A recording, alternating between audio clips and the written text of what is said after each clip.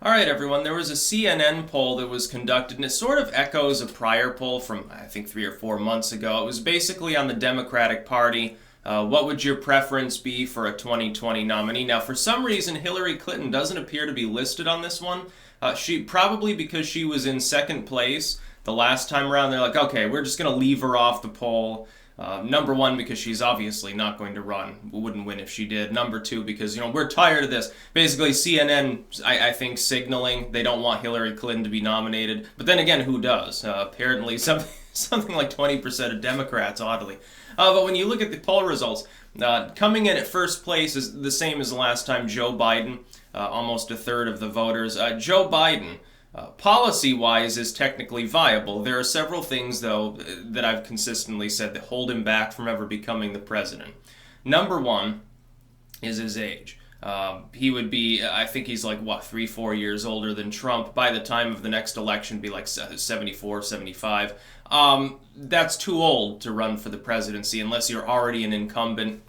Trump will be, I think, 72 or 73. That's definitely old, but he's already an incumbent. He's already in the presidency. Ronald Reagan, until Trump, was the oldest. Hillary Clinton, oddly enough, would have been the oldest president as well since Ronald Reagan if she had won. Joe Biden would dwarf both of them.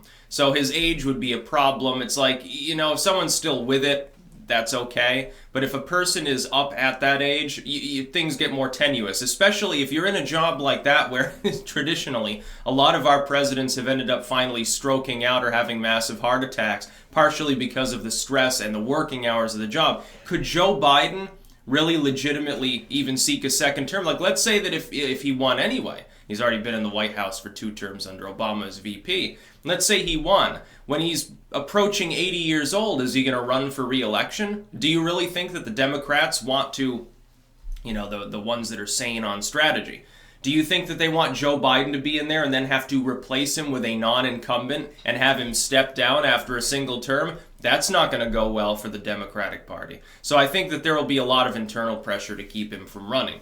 Number 2 is Bernie Sanders. If you leave Clinton out, Sanders is number 2. Now, under the DNC's new rules, the time is fast approaching where he would have to pledge his full support and switch from being an independent to a Democrat. And keep in mind, he already ran and didn't win the last time around. Typically, that's not a good sign.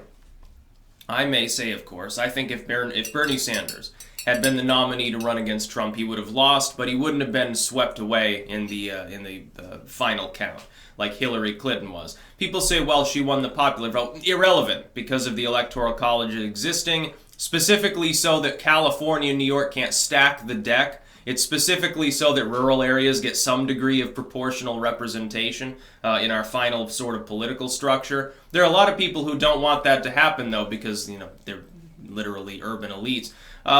In the liberal sense, I think some of the outlying areas are getting pissed off at that too. The suburbs don't want to have to deal with the big city policies quite so much anymore. A little clanking in the morning. I brewed my coffee double strength this morning. Oh my God, it's so great. But yeah, Bernie Sanders is number 2. Now here's the thing. Bernie Sanders is a socialist. He can cover it up as saying social democrat, democratic socialist, use all sorts of family-friendly newspeak. He's a socialist.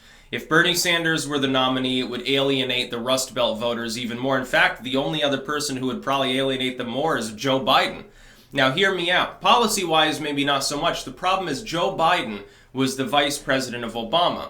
Obama's ignorance towards Rust Belt America, his constant crowing about how great the economy was based on how well the coastal areas and big cities were doing, is one reason why hundreds of thousands of business Democrats defected in places like Pennsylvania and Michigan and Ohio, giving those states solidly to the Republicans. That would happen again on steroids if either Bernie Sanders or Joe Biden were nominated. And then Elizabeth Warren's on that list fairly high up. I think we can all agree in the last 24 hours she's totally invalidated any chance that she had of making a 2020 run. She's destroyed her own 2020 campaign chances. She's also really knocked the entire Democratic Party for a little bit. Then we have McCaskill to talk about today. I kept talking about how important that race was. Now it looks like she's got a better than 50-50 chance of losing as of the last 24 hours too. The Democratic Party is imploding, and when I look at a list of people that they want to leave, Cory Booker, so Biden, Bernie Sanders, Warren, Booker, Bloomberg's on the list. These are Avenatti's on the list. So obviously there are a few people who don't have their heads screwed on right. So and the Bernie Sanders voters, that's an interesting number. What proportion of that 13% or so of Democrats that want him to run, despite not being a Democrat, technically speaking, and being totally out of lockstep now with the DNC, despite the fact that he wanted Keith Ellison to head the DNC and he might be about to get Me Too'd at any given time. Despite all that, what proportion of those people are left-wing enough so that they wouldn't vote for any other candidate if Bernie Sanders enters the race and inevitably does not become the nominee? If Bernie Sanders is crazy enough to actually switch to the Democratic Party and try to seek the nomination, he'll lose. Now, because the big DNC money will shutter him out. He'll end up with 20-30% of the vote just like before. He'll be a second or third wheel candidate. He'll do well. They'll keep him on stage long enough to make the point that they've wined and dined the left, and they will do the same thing to him that they did before, and you'll get the same dumb result. Here's the thing, if he doesn't run, who else is going to be the standard bearer of the left-wing part of the party that the neoliberals have wined and dined and conned, stabbed in the back consistently now for the better part of a decade? They keep making promises to them. Oh, we'll have universal health care. We're going to crack down on those evil guns. We're going to raise taxes on the rich and cripple our industry. We're going to do all of these wonderful things. None of it ever gets done. And now the Republicans have carte blanche and they've been repealing what the Democrats of yesteryear did. So what do they have to offer to the actual far left within the party that they have courted so consistently and which has grown in strength and in its viciousness? We see another bit of news today. Desiree Morin, one of Vermont's House candidates, she's gotten death threats from somebody who's like, oh, socialism is here. We will, basically, I'm not even going to repeat exactly what the letter said because I'd probably get banned for it. This is sort of the new norm of the more vicious aspect of the far left. Not the whole thing, but parts of the ant of a part of it.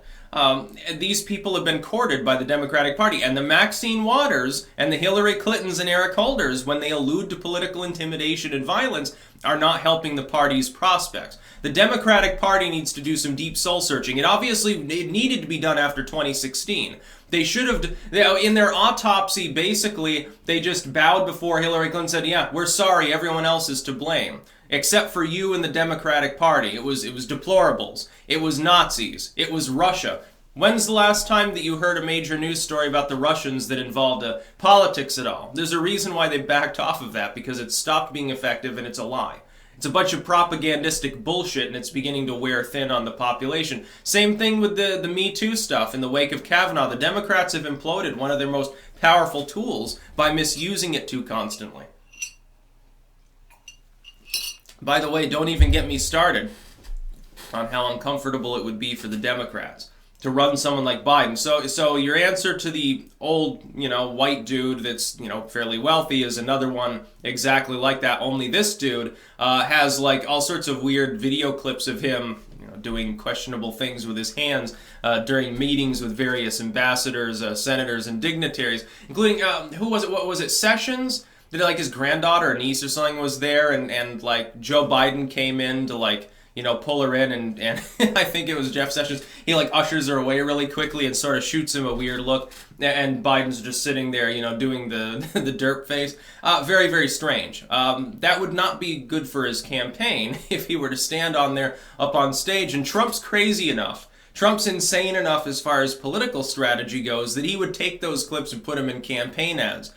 Oh, you wouldn't let Creepy Joe babysit, so why let him babysit, the economy, or, some catchphrase like that. It could work.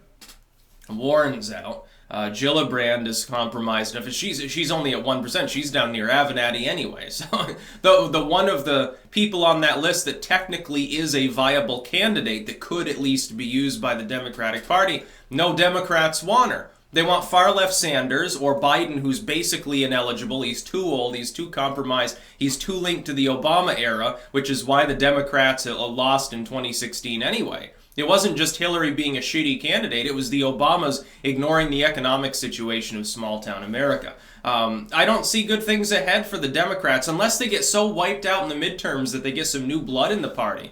Someone that can lead them in 2020. Right now, they don't have any. I think Joe Kennedy. Woo. No, it's not going to happen. Right now, It looks like the Republicans are going to smash them out of the park in the Senate. They might actually maintain the House. It's moving in their direction. It's like a differential now among the toss-ups of about 5 seats. That's way closer than the Democrats want to be at, especially when you consider in the generic ballot, supposedly they're way far ahead. And the polls might be systemically wrong like they were in 2016. Hell, the Republicans could gain seats if that were the case. Not going to happen, but if it were, they could. Trump will coast to victory in 2020 at this rate. The Democrats need to do soul searching. Instead, they would rather harass and browbeat people. They keep asking people like, why wouldn't you vote for us, you evil bigot, Nazi, racist bastard? It's like they'll sit there insulting you. It's like, well, give me a reason to vote for you. Oh, you're a bigot. Yeah, great campaign strategy. Wonderful. Have a good time. That's about all. Peace out.